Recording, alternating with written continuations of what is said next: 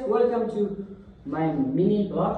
आज हामी चाहिँ अन्डा पनि बनाउँदैछौँ। यहाँ चाहिँ अन्डा बोइल भइसकेको छ अनि यहाँ चाहिँ तपाईँको अन्डा भन्छु आलु चाहिँ बोइल भइसकेको छ अनि म यहाँ काट्दैछु प्याज काट्दैछु। हेर्न सक्छ किनकि जति धेरै क्वान्टिटी उति धेरै ग्रेभी हुन्छ प्याज र उसमा हेर्न सक्नुहुन्छ।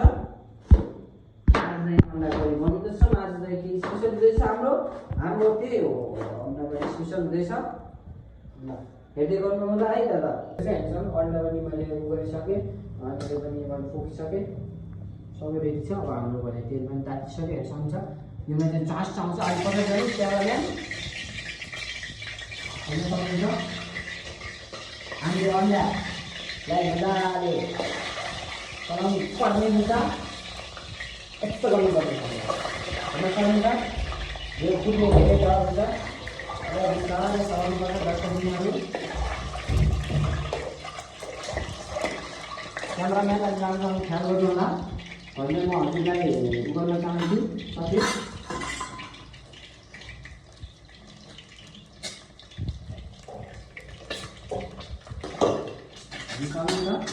एकदमै गरम 12 फुट्ने जस्तो भइरहेको छ अन्डा।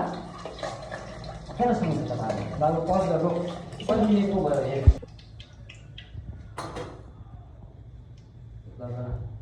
पाइसक्यो त। अब हामी यसमा चाहिँ प्याजहरू हाल्छौँ। प्याज हाल्छौँ, प्याजहरू मजाले टमाटर चाहिँ हामी पछि हाल्छौँ। हेर्न सक्नुहुन्छ यसलाई चाहिँ अब ब्राउन गरिदिनसम्म हामीलाई चाहिँ मजाले भुन्छौँ है त गाइस। एउटा टमाटर पुगेछ, एउटा टमाटर गए छैन। के बिना टमाटर गए त्यसले हाम्रो केही लोप पर्दैन। मुरी तेल कम हुन्छ जस्तो लागिरहेको छ मलाई, केही भएन।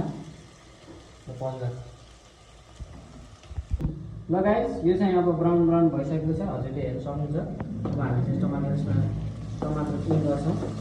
इन है, इन भनेर इन गर्ने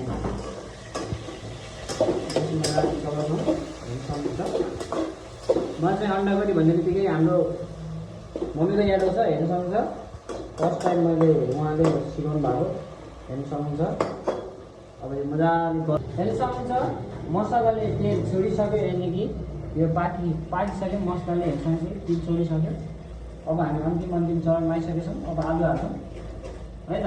ल रेडी भइसकेको छ। हामी चाहिँ धेरैजना हुनाले हामीले चाहिँ यो अलिक झोल टाइपमा बनाऊँ। तपाईँहरूले ग्रेभीमा पनि बनाउन सक्नुहुन्छ है त। ल हाम्रो त पाकिसक्यो, तपाईँलाई